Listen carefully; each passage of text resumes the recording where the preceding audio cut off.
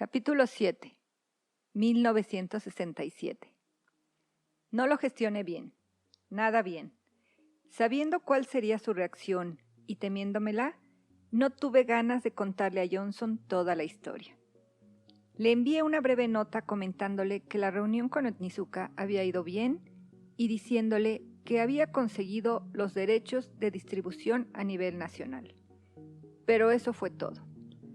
Creo que en el fondo de mi corazón todavía albergaba la esperanza de que podría contratar a alguna otra persona que fuera al este, o de que Wallace diese al traste con todo el plan. Y de hecho contraté a otra persona, un antiguo corredor de larga distancia, por supuesto, pero este cambió de opinión, se echó atrás, solo unos días después de haber aceptado ir. Así que frustrado, desazonado, atrapado en un ciclo de ansiedad y procrastinación, pasé a centrarme en el problema. Mucho más sencillo de encontrar a alguien que sustituyera a Johnson en la tienda de Santa Mónica, se lo pedí a John Burke, un entrenador de atletismo del instituto en Los Ángeles, amigo de un amigo que dijo que sí enseguida. De hecho, no podía haberse mostrado más ansioso. ¿Que cómo me enteré de lo ansioso que estaba? Pues porque a la mañana siguiente se presentó en la tienda de Johnson y le dijo que era el nuevo jefe. ¿El nuevo qué?, preguntó Johnson. Me han contratado para ocupar su puesto cuando usted se vaya al este, le dijo Burke. ¿Cuando yo me vaya a dónde?, inquirió Johnson, disponiéndose a tomar el teléfono. Tampoco gestioné bien aquella conversación. Le dije a Johnson, jeje, hola, precisamente estaba a punto de llamarte. Le dije que sentía que se hubiera enterado de la noticia de aquella manera. ¡Qué embarazoso! Y le expliqué que me había visto obligado a mentirle a Onizuka y a afirmar que ya teníamos una oficina en la costa este. Así que estábamos en un lío del demonio. El pedido pronto estaría en el mar, un enorme envío navegando hacia Nueva York, y nadie más que él podía encargarse de la tarea de recoger aquellos tenis y montar una oficina. El destino de Blue Ribbon estaba en sus manos. Johnson se quedó alucinado. Luego se puso furioso. Después le entró pánico. Todo ello en el espacio de 1 minuto. De modo que tomé un avión y fui a verle a la tienda. No quería ir a la costa este, me dijo. Le gustaba California. Había vivido en California toda su vida. Ahí podía correr durante todo el año y, como yo bien sabía, eso lo era todo para él. ¿Cómo se suponía que iba a hacerlo durante aquellos inviernos de frío glacial del este? Y así, duro y dale. De repente cambió de actitud. Estábamos de pie en medio de la tienda, su santuario de los tenis de deporte, y en un murmullo apenas audible reconoció que aquel era un momento decisivo para Blue Ribbon, la empresa en la que él se había implicado a tope financiera, emocional y espiritualmente. Reconocía que no había ninguna otra persona que pudiera montar una oficina en la costa este. Luego se lanzó a un largo, inconexo monólogo, medio para sí, arguyentando que la tienda de Santa Mónica prácticamente se llevaba sola, de manera que podía formar a su sustituto en un día. Y él ya había montado una tienda en un emplazamiento remoto una vez, de modo que podía volver a hacerlo, rápido, porque necesitábamos que se hiciera rápido, con los tenis en el mar y todos los pedidos de vuelta al colegio a punto de llegar en masa. Y luego desvió la mirada y preguntó a las paredes, o a los tenis, o al gran espíritu, ¿por qué no se limitaba a callarse y hacerlo? Hacer lo que yo le pedía y caer de rodillas agradecido por aquella maldita oportunidad, cuando cualquiera podía ver que él era, y buscó las palabras exactas, un tonto sin talento. Yo podría haber dicho algo. No, no lo eres. No seas tan duro contigo mismo. Podría haberlo hecho, pero no lo hice. Mantuve la boca cerrada y esperé. Y esperé. De acuerdo, dijo él por fin. Iré. Genial. Eso es genial. Estupendo. Gracias. Pero, ¿a dónde? ¿A dónde qué? ¿A dónde quieres que vaya? Ah, sí. Bueno, a cualquier lugar de la costa este que tenga puerto. Menos Portland. ¿Por qué? ¿Una empresa con sede en 2 Portland distintos? Eso confundiría un montón a los japoneses. Le dimos un par de vueltas más al asunto y finalmente decidimos que Nueva York y Boston eran los sitios idóneos, sobre todo Boston. Es de donde vienen la mayoría de nuestros pedidos, dijo uno de nosotros. De acuerdo, concluyó él finalmente. Boston, allá voy. En ese momento le di un puñado de folletos de Boston, exagerando la imagen del follaje en otoño. Un poco torpe por mi parte, pero estaba desesperado. Él me preguntó por qué llevaba encima aquellos folletos, y le contesté que porque sabía que él tomaría la decisión correcta. Se rió. La indulgencia que Johnson mostró hacia mí y su buen talante me llenaron de gratitud, y sentí un renovado afecto hacia él, y quizá una lealtad más profunda. Lamenté cómo le había tratado, todas aquellas cartas sin contestar.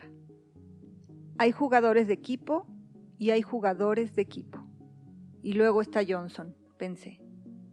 Entonces me amenazó con marcharse. Por carta, desde luego. Creo que he sido responsable de cualquier éxito que hayamos conseguido hasta la fecha y de cualquier triunfo que tengamos durante al menos los 2 próximos años, escribió. En consecuencia, me daba un ultimátum puntualizando 2 cosas.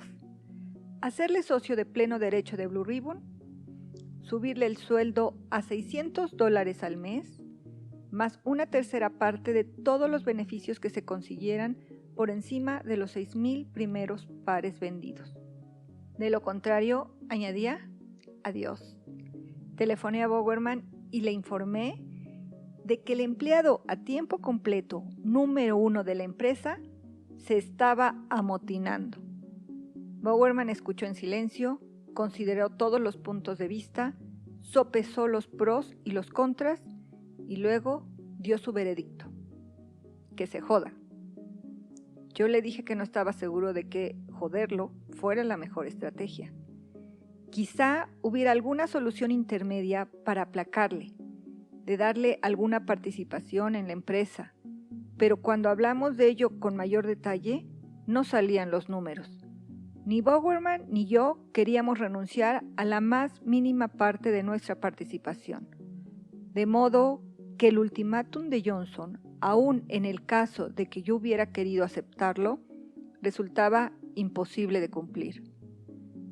Tomé un avión a Palo Alto, donde Johnson había ido a ver a sus padres, y le pedí que nos sentáramos a hablar. Él me dijo que quería que su padre, Owen, estuviera presente. La reunión tuvo lugar en el despacho de Owen y de inmediato me quedé pasmado ante el parecido entre padre e hijo. Tenían el mismo aspecto, hablaban igual y hasta hacían los mismos gestos. Pero las semejanzas terminaban ahí.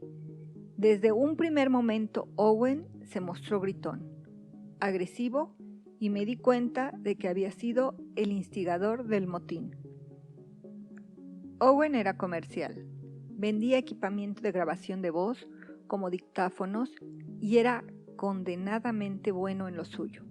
Para él, como para la mayoría de los vendedores, la vida era una larga negociación, cosa que le deleitaba. En otras palabras, era justo lo contrario a mí. Y estamos otra vez, pensé. Otro intercambio de disparos con un negociador consumado. ¿Cuándo terminará esto? Antes de ir al grano, Owen me contó una anécdota. Los comerciales siempre lo hacen.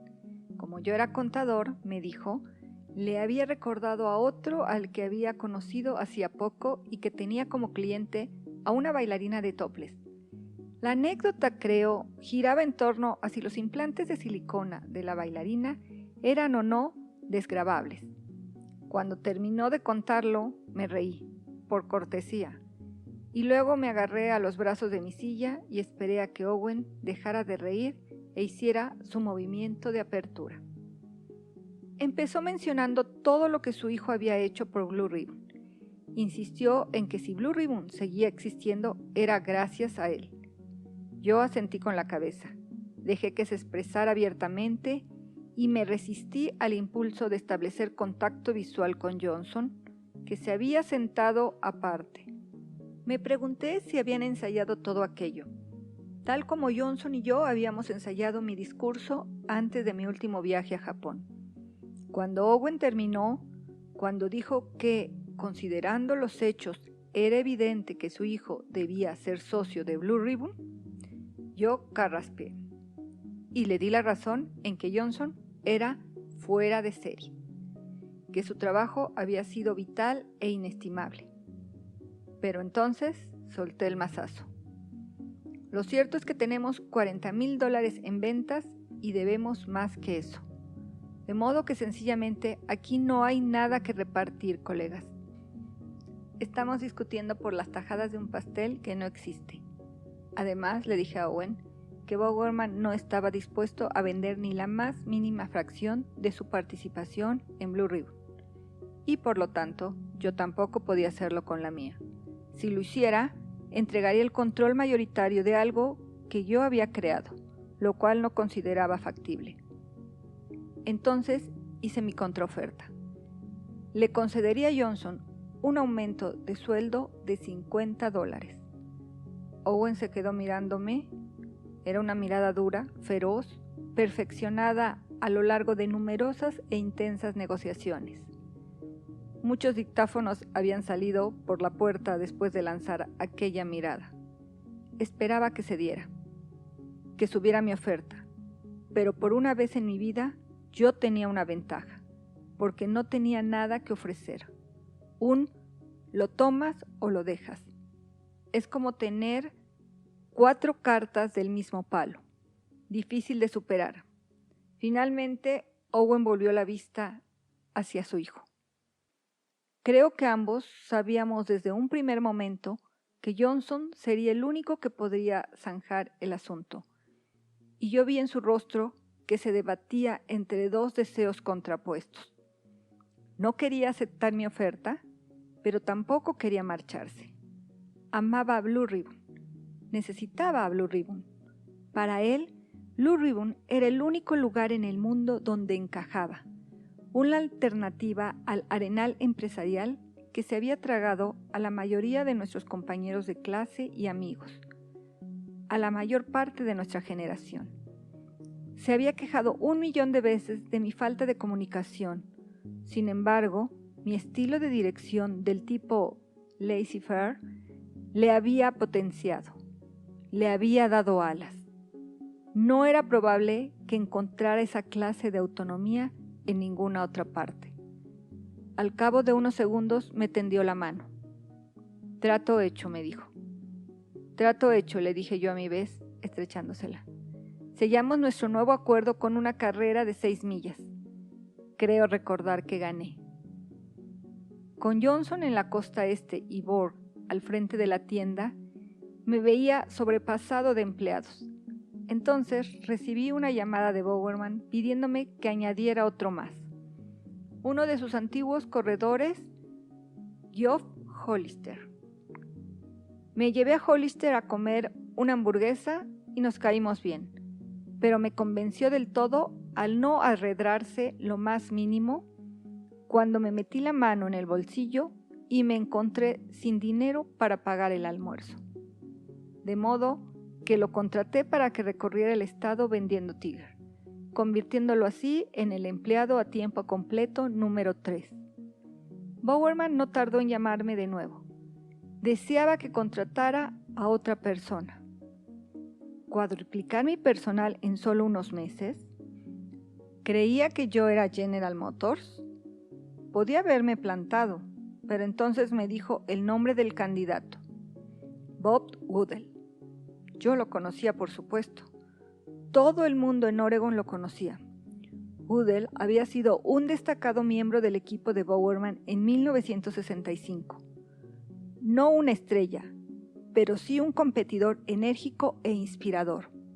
En un momento en que la Universidad de Oregon defendía su segundo título de campeón nacional en 3 años, Goodell había surgido de la nada y había ganado en el salto de longitud nada menos que la encomiada UCLA. Yo estuve ahí, lo vi hacerlo y me dejó tremendamente impresionado. Al día siguiente anunciaron una noticia por televisión. Se había producido un accidente durante las celebraciones del Día de la Madre en Oregón. Goodell y 20 de sus compañeros de fraternidad izaron una plataforma flotante en el Mill Race, un riachuelo que se serpenteaba a través del campus. Cuando intentaban darle la vuelta, uno perdió el equilibrio, a otro se le escapó de las manos, otro la soltó, alguien dio un grito y todos salieron corriendo. La plataforma se vino abajo, atrapó a Goodell y le aplastó la primera vértebra lumbar. Parecía que había pocas esperanzas de que pudiera volver a andar. Bowerman había organizado un evento deportivo nocturno en el estadio, a fin de recaudar fondos para cubrir los gastos médicos de Goodell, y ahora afrontaba la tarea de encontrarle una ocupación. El pobre chico estaba en casa de sus padres, sentado en una silla de ruedas, mirando las paredes. Me explicó Goodell, había sondeado la posibilidad de convertirse en entrenador auxiliar de Bowerman. Pero me confesó: no creo que funcione, Buck. A lo mejor podría ayudarnos en Blue Ribbon. Colgué y llamé a Goodell. Estuve a punto de decirle cuánto lamentaba su accidente, pero me contuve. No estaba seguro de que fuera lo mejor. Se me pasaron por la cabeza otra media docena de cosas, y todas me parecieron igualmente desacertadas. Nunca me había encontrado tan falto de palabras, y eso que durante la mitad de mi vida me había sentido cohibido al hablar. ¿Qué le dice uno a una estrella de atletismo que de repente no puede mover las piernas? Decidí atenerme a lo profesional. Le expliqué que Bowerman le había recomendado y me había preguntado si tenía algún empleo para él en mi nueva empresa de calzado. Le sugerí que quedáramos para comer. Por supuesto, accedió. Nos encontramos al día siguiente en una bocadillería del centro Beaverton, un barrio residencial situado al norte de Portland. Goodell vino en coche, conducía él. Había aprendido a manejar un vehículo especial, un Mercury Cougar con pilotaje manual. De hecho, llegó antes de la hora, yo 15 minutos tarde. De no haber sido por la silla de ruedas, no sé cómo lo habría reconocido cuando entré por la puerta. Lo había visto una vez en persona y varias por televisión, pero después de su calvario y de sus numerosas operaciones quirúrgicas, estaba muchísimo más delgado. Había perdido casi 30 kilos y sus facciones angulosas ahora parecían trazadas con un lápiz mucho más fino. Su cabello, en cambio, mantenía el color negro azabache y los rizos. Se parecía a un busto o un friso de Hermes que yo había visto en alguna parte de la campiña griega. Los ojos también los tenía negros, con un brillo acerado, sagaz, quizá triste, no muy distinto del de Johnson. Fuera por lo que fuese, resultaba fascinante y encantador. Lamenté llegar tarde. Se suponía que la comida era una entrevista de trabajo, pero esta era una mera formalidad, y ambos lo sabíamos. Los hombres de Oregón se cuidan unos a otros. Por suerte, lealtades aparte, nos caímos bien. Nos reímos sobre todo cuando hablamos de Bowerman y recordamos sus numerosas formas de torturar a los corredores. Al parecer, para aportarles fortaleza, como cuando calentaba una llave en una estufa y se la ponía en la piel desnuda en el sauna. Ambos habíamos sido víctimas de ello. Al poco rato supe que le habría dado trabajo a Goodell, aunque no lo hubiera conocido de nada. Con sumo gusto. Era la clase de persona con la que me llevaba bien. No estaba seguro de lo que era Blue Ribbon, o si de alguna vez llegaría a convertirse en algo. pero independientemente de lo que fuera o de lo que llegara a ser, esperaba que tuviera algo del espíritu de aquel hombre. Le ofrecí que se encargara de abrir nuestra segunda tienda en Eugene, cerca del campus, con un sueldo mensual de $400. Gracias a Dios no negoció. Si me hubiera pedido $4,000 al mes, puede que hubiera encontrado la forma de dárselos. ¿Trato hecho?, le pregunté. Trato hecho, me respondió él. Me tendió la mano y estrechó la mía. Todavía apretaba con la fuerza de un atleta. La camarera trajo la cuenta y le dije solemnemente que invitaba yo. Saqué la cartera y me la encontré vacía. De modo que le pregunté al empleado a tiempo completo número 4 de Blue Ribbon si podía hacerme un préstamo solo hasta el día de cobro. Cuando no se dedicaba a enviarme nuevos empleados, Bowerman me mandaba los resultados de sus últimos experimentos. En 1966 había observado que la suela del Spring Up se fundía como si fuera mantequilla, mientras que la entresuela se mantenía sólida. De modo que había instado a Onizuka a fusionar la entresuela del Spring Up con la suela del Limber Up, creando así el tenis de entrenamiento de larga distancia definitiva.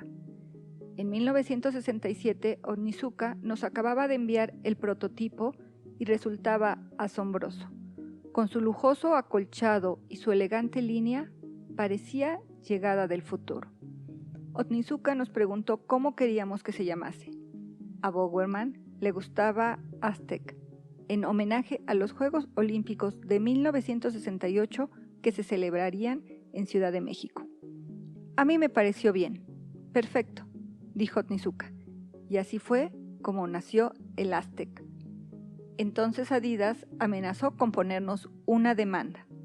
Ellos ya tenían un deportivo llamado Aztec Gold, unos tenis de clavos para el atletismo en pista que planeaban presentar en los mismos Juegos Olímpicos. Nadie había oído hablar nunca de ellos, pero eso no impidió que armaran un problema. Exasperado, conduje montaña arriba hasta la casa de Bowerman para contárselo. Nos sentamos en el amplio porche, contemplando el río. Ese día refulgía como un cordón de plata. Él se quitó su gorra de béisbol, volvió a ponérsela, se frotó la cara. ¿Cómo se llamaba el tipo que puso a raya a los aztecas?, me preguntó. Cortés, respondí. Gruñó. Bueno, pues llamémosla Cortés. Estaba surgiendo en mí un malsano desprecio por Adidas. O tal vez fuera sano. Aquella empresa alemana llevaba 2 décadas dominando el mercado del calzado de deporte y tenía la típica arrogancia de un dominio incontestado. Obviamente, es posible que no fuera arrogante y que para motivarme tuviera que verlos como un monstruo. En cualquier caso, los despreciaba. Estaba harto de alzar la vista cada día y verlos siempre tan por delante de mí. No podía soportar la idea de estar destinado a que siempre fuera así. Eso me trajo a la mente a Jean Grill, en el instituto. ¿Grill? Nosotros lo pronunciábamos Grela, o a veces Gorila. Había sido el corredor más rápido de Oregon, mientras que yo había sido el segundo, lo que para mí significó 4 años de verle constantemente el cogote. Luego Grill y yo fuimos a la Universidad de Oregon, donde prosiguió su tiranía. Cuando me gradué, confiaba en no tener que volver a verle nunca más la espalda. Años después, cuando Grill ganó los 1500 metros en el Estadio Lenin de Moscú, yo llevaba el uniforme del ejército y estaba sentado en un sofá en la sala de estar de Fort Lewis. Alcé el puño ante la pantalla del televisor, orgulloso de mi compatriota oregoniano, aunque también algo contrariado por el recuerdo de las muchas veces que me había vencido. Empezaba a ver a Adidas como un segundo Grill. Saberme por detrás de ellos y verme legalmente fiscalizado por ellos me irritaba, aunque también me impulsaba con fuerza. Una vez más, en mi quijotesco esfuerzo por rebasar a un ponente superior, tenía a Bowerman como mi entrenador. De nuevo, Él estaba haciendo todo lo posible para que ganara. Yo solía echar mano del recuerdo de sus viejas arengas, previas a las carreras, especialmente cuando nos enfrentábamos a nuestros contrincantes de la Universidad Estatal de Oregón. Reproducía sus épicos discursos. Le oía decirnos que el Estatal de Oregón no era rival para nosotros. Pero ganar al Estatal de Oregón era otra cosa. Casi 60 años después, todavía me dan escalofríos cuando recuerdo sus palabras, su tono de voz.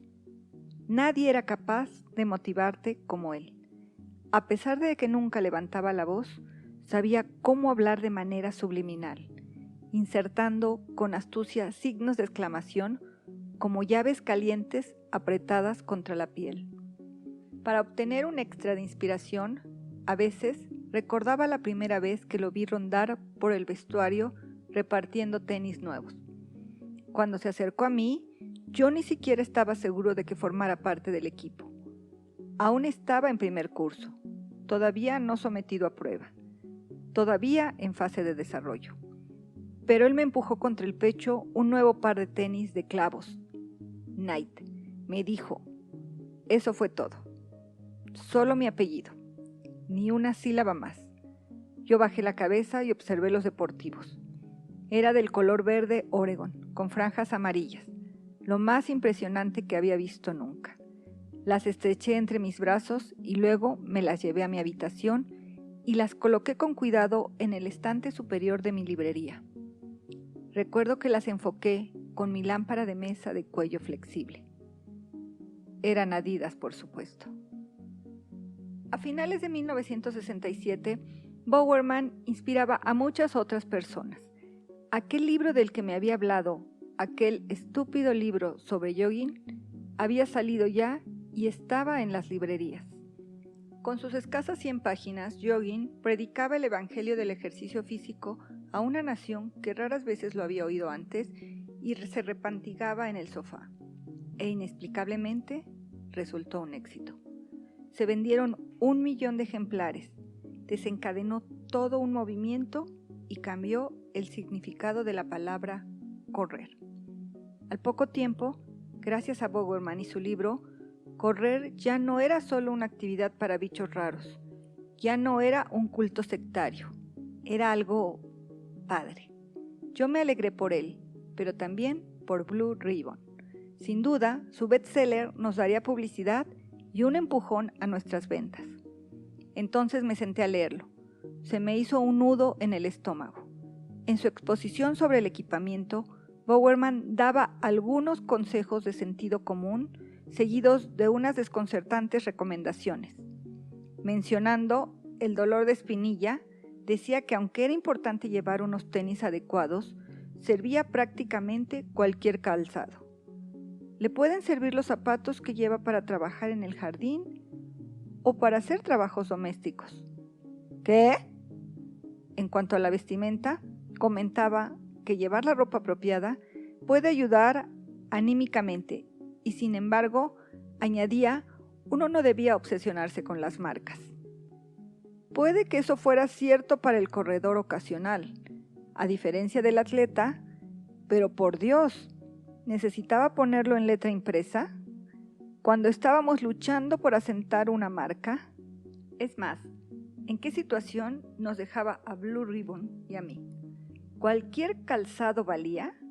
Si eso era verdad, ¿por qué demonios nos molestábamos en vender Tiger? ¿Por qué nos dedicábamos a andar por ahí haciendo el tonto? Ahí estaba yo persiguiendo a Adidas, pero en cierto modo, al mismo tiempo, todavía seguía persiguiendo a Bowerman, buscando su aprobación. Y como siempre, a finales de 1967, parecía sumamente improbable que llegara a alcanzar ninguno de los dos objetivos.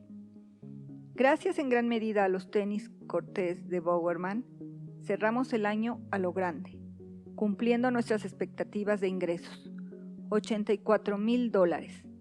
Casi esperaba con impaciencia mi próximo viaje al First National Bank. Finalmente, Wallace tendría que ceder y aumentar el presupuesto. A lo mejor incluso aceptaba el valor del crecimiento. Mientras tanto, Blue Ribbon había dejado pequeño mi apartamento. O quizá sería más exacto decir que se había adueñado de él. Ahora era como el departamento de soltero de Johnson. Solo faltaba una luz violeta y una cría de pulpo. No podía aplazarlo más. Necesitaba una oficina adecuada. De modo que alquilé un amplio local en la parte este de la ciudad. No era nada del otro mundo. Un viejo y desnudo espacio de trabajo con techos y ventanas altas, varias de las cuales estaban rotas o bien se habían quedado abiertas, lo que significaba que el local se mantenía a unos constantes y vigorizantes 10 grados centígrados. Justo al lado había una ruidosa taberna llamada Pink Bucket, y cada día a las 4 en punto de la tarde se ponía en marcha la máquina de discos.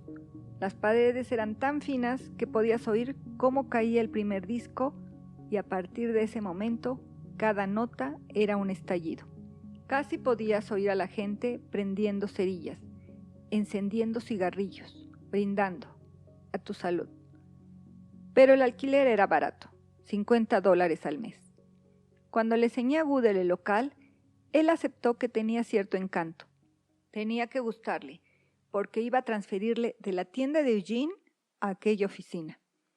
En la tienda había mostrado enormes cualidades, grandes dotes de organización, junto con una energía ilimitada, pero creía que podía resultar más útil en lo que yo llamaba la oficina central. Así fue. El primer día ya encontró una solución para las ventanas abiertas. Se trajo un viejo gancho para enganchar los pestillos y empujarlos hasta cerrarlas. No podíamos permitirnos arreglar los cristales rotos de las demás ventanas, de modo que los días realmente fríos nos limitábamos a ponernos chamarras. Mientras tanto, en medio de la sala levanté una pared de contrachapado para tener un espacio de almacenamiento en la parte de atrás y un espacio de oficina y venta al público en la de adelante. Yo no era precisamente un handyman y el suelo estaba bastante curvo, de modo que la pared no era ni mucho menos recta ni uniforme. Desde unos 3 metros de distancia parecía ondulada. A Goodell y a mí nos pareció que quedaba genial. En una tienda de artículos de oficina de segunda mano compramos 3 escritorios desvencijados, uno para mí, otro para Goodell y otro para la siguiente persona que fuera lo bastante estúpida para trabajar para nosotros. También construí un tablón de corcho en el que colgué diferentes modelos de tigre, tomando prestadas algunas de las ideas de decoración de Johnson en Santa Mónica. En un rincón apartado monté una pequeña zona con asientos para que los clientes pudieran probarse los tenis. Un día, cuando faltaban 5 minutos para las 6 de la tarde, entró un alumno del instituto. «Necesito unos tenis para correr», dijo con timidez. Goodell y yo nos miramos y luego posamos la vista en el reloj. Estábamos rendidos, pero necesitábamos vender todo lo que pudiéramos. Hablamos con el chico sobre su empeine, sobre su zancada, sobre su vida y le dimos varios pares. Se tomó su tiempo para atarse los cordones y caminar por la sala, y después de probárselos declaró: «No me quedan del todo bien». A las 7 de la tarde dijo que tenía que irse a casa y pensárselo. Se marchó y Goodell y yo nos quedamos sentados en medio de un montón de cajas vacías y tenis desperdigados. Lo miré, él me miró. ¿Así es como vamos a construir una empresa de calzado?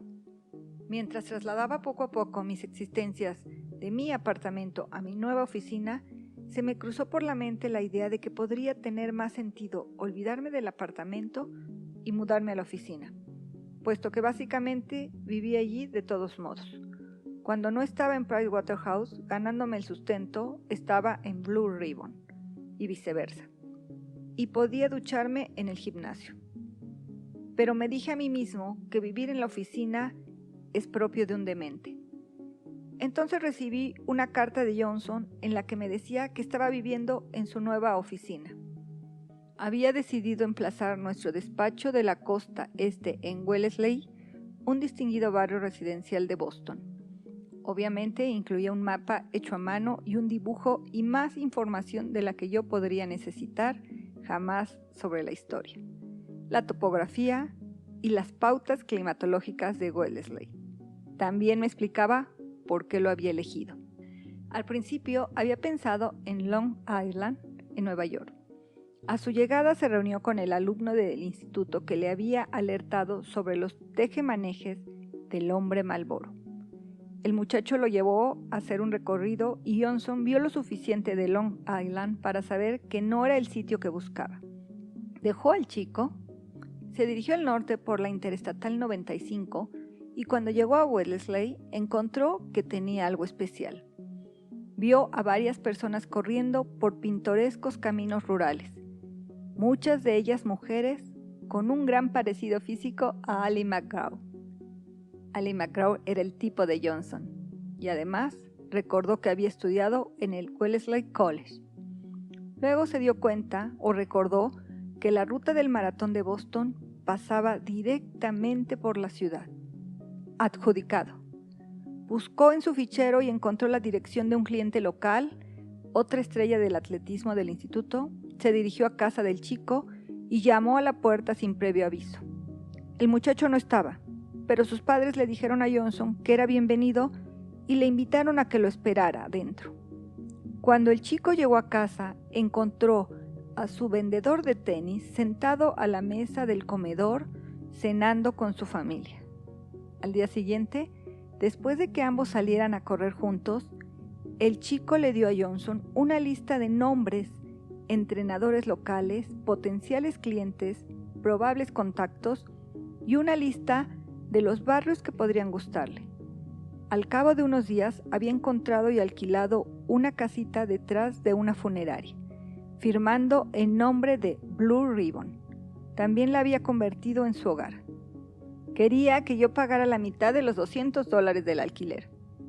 En una postdata añadía que también tenía que comprar muebles.